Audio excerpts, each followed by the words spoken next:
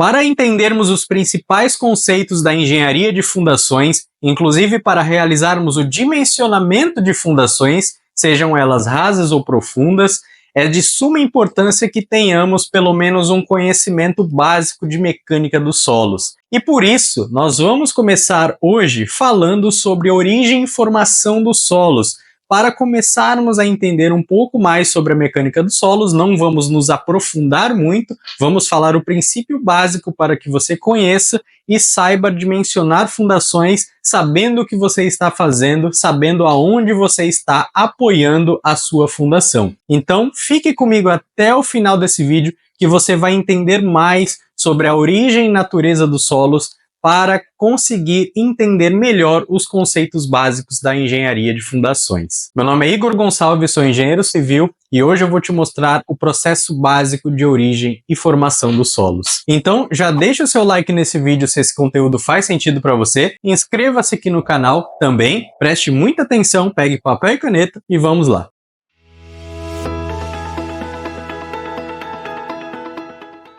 Antes de entendermos sobre o solo e o seu comportamento, a famosa mecânica dos solos, é muito importante falarmos sobre as rochas, porque foram delas que foram formados, que foram originados os solos. Então o solo, ele provém de rochas. Então nós temos que começar primeiro abordando basicamente as rochas. E existem diversas teorias que falam como as rochas elas foram formadas. Não existe só uma teoria. Eu vou falar aquela que faz mais sentido para o estudo da mecânica dos solos, que é o processo de vulcanismo. O que isso tem a ver? Como é que isso formou as rochas? Bom, essa teoria diz que existiam antigamente vários vulcões. Esses vulcões, o que tem dentro do vulcão? O magma, a lava do vulcão ao sair do vulcão e dentro do vulcão o magma, que faz parte ali inclusive da crosta terrestre. Então, esses vulcões, ao entrarem em atividade, lançavam esse magma para a superfície da Terra. Esse magma na superfície da Terra, como ele era muito quente, ao se passar os anos, ao se passar o tempo, ele foi se resfriando.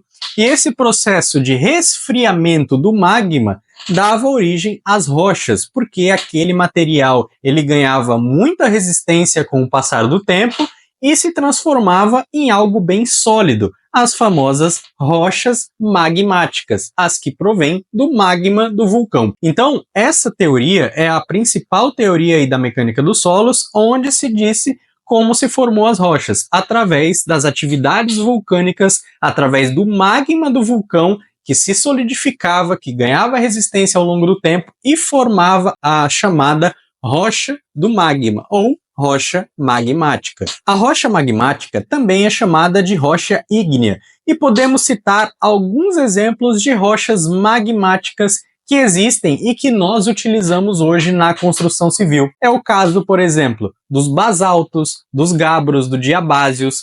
Os basaltos, os gabros e o diabásios são muito utilizados nas britas na construção civil pela sua elevada resistência. Nós também temos um exemplo muito comum, que é o granito. O granito é uma rocha magmática constituída ali de feldspato, quartzo e mica, de muita resistência. Por isso que nós utilizamos aí o granito em algumas soluções, por exemplo, em banheiros, nós utilizamos em bancadas de pia, soluções em que nós temos que aguentar altas resistências mecânicas, porque o granito ele é mais resistente do que o mármore, justamente pelo granito ele ser formado por uma rocha magmática e o mármore ser formado por uma rocha metamórfica. Então o granito ele vai ser mais resistente do que o mármore, então nós vamos poder utilizar o granito quando nós tivermos solicitações maiores do que o mármore. Então esses são 3 exemplos clássicos de rochas magmáticas ou rochas ígneas: o basalto, os gabros, os diabásios e os granitos. Agora você imagina o seguinte: está lá aquela rocha ígnea ou rocha magmática lá ao longo do tempo,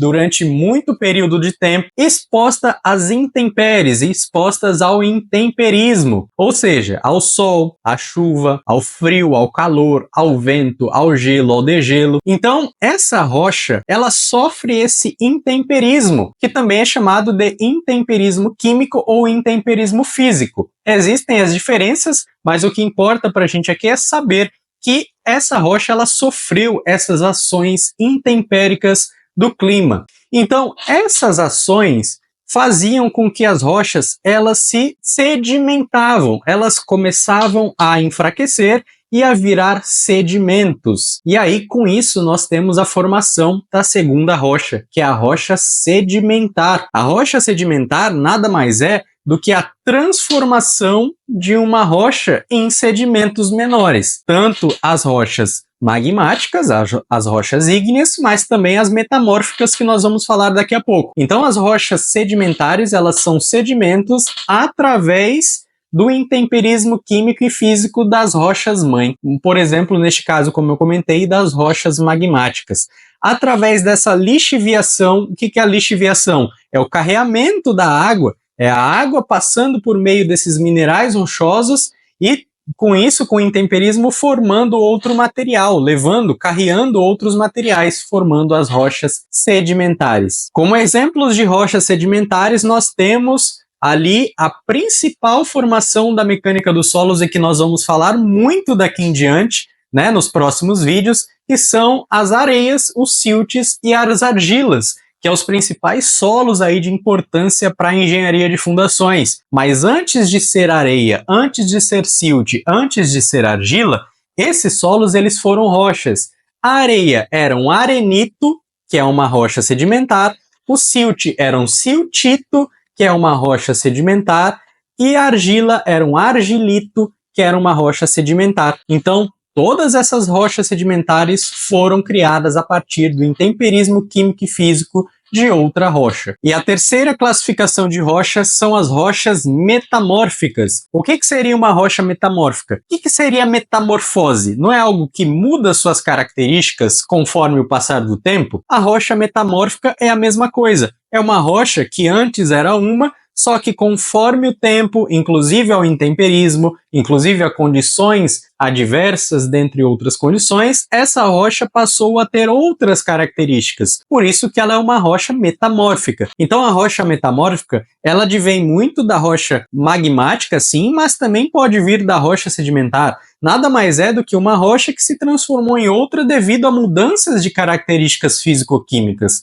Então nós temos ali, por exemplo, o gneiss. O gneiss é um tipo de rocha metamórfica muito parecida com o granito, utilizada ali em revestimentos, assim como a ardósia também é utilizada em revestimentos e o mármore, que também é uma rocha metamórfica, só que dessa vez menos resistente do que o granito, pelo fato do granito ser uma rocha magmática. Então tá aí as três classificações de rocha e as principais aplicações aí na construção civil. Agora, todas essas rochas ainda continuam no processo de sofrer intemperismo, seja o intemperismo físico ou o intemperismo químico. Então, lembra daquela rocha magmática que sofreu intemperismo e virou uma rocha sedimentar? Só que esse intemperismo ainda continua atuando e atuando e atuando e atuando. Nesse primeiro momento, em que a rocha ela está se sedimentando, ela está se decompondo, nós chamamos de processo geológico. Processo geológico nada mais é, então, do que esse intemperismo físico e químico atuando nessas rochas. Depois do processo geológico, que nós chamamos de fase geológica também, entramos na segunda fase, que é a fase pedogenética. A fase pedogenética vai ser, depois desse processo geológico, a formação do solo característico. Então a gente vai ter aquele sedimento de solo, o solo, verdadeiramente solo, no processo pedogenético. Então, resumidamente, nós temos a rocha, ela entra numa fase geológica em que vai se sedimentando, e depois entra numa segunda fase, que é a fase pedogenética, que esses sedimentos vão virar o solo característico. E com isso nós vamos formar os diversos horizontes de solo que nós temos. Lá bem abaixo, lá alguns metros de profundidade, nós vamos encontrar a rocha mesmo, e acima dessa rocha nós vamos encontrar os vários períodos de tempo até ele chegar no solo característico. Então nós vamos ter rochas fraturadas acima da rocha sã. A rocha sã é que não tem nenhuma fratura, é a rocha mãe, aquela rocha que ainda não sofreu nenhum processo de intemperismo. Então é a rocha sã. Logo acima nós temos ali uma rocha um pouco mais fraturada, que já começou a sofrer um intemperismo. Acima dessa rocha fraturada, nós vamos começar a ter algumas alterações de rocha, né, que podem ser chamadas aí, inclusive, de saprólitos, saprólito grosso, depois o saprólito fino, e aí depois o solo característico. Então, é basicamente um horizonte de solo que começa numa rocha sã, numa rocha mais resistente, até ela ir se decompondo e encontrando o solo característico na superfície. É por isso que quando nós fazemos o estudo de solo, por exemplo, na sondagem de simples reconhecimento, Standard Penetration Test, a sondagem SPT, nós identificamos nas primeiras camadas, muito comumente, o solo, né, aquele solo característico, e ao longo da profundidade, esse SPT ele vai aumentando, certo? A resistência do solo vai aumentando, porque nós vamos encontrar fragmentos um pouco mais rochosos até chegar na rocha característica. Só que nem sempre a rocha mãe daquele solo que está aqui, ela está bem abaixo dele. Não, muitas vezes isso pode acontecer sim. A rocha mãe está aqui, ela foi se decompondo, sedimentando até virar o solo.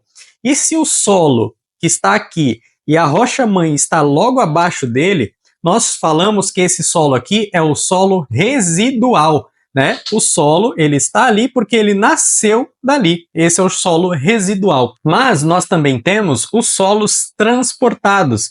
Isso significa um solo que a rocha-mãe está mais afastada dele. Então, a rocha está aqui, esse solo nasceu aqui, só que por algum motivo esse solo ele foi transportado, ele foi para outro lugar. Então ele não é mais um solo residual, agora ele é um solo transportado. Esse solo ele pode ser transportado por três principais causadores: simplesmente pela ação da gravidade, pela ação do vento e pela ação da água. Quando esse solo é transportado pela ação da gravidade, ele é chamado de solo coluvionar, como é o exemplo dos corpos de Talos. Quando esse solo é transportado pela ação do vento, esse solo é chamado de solo eólico.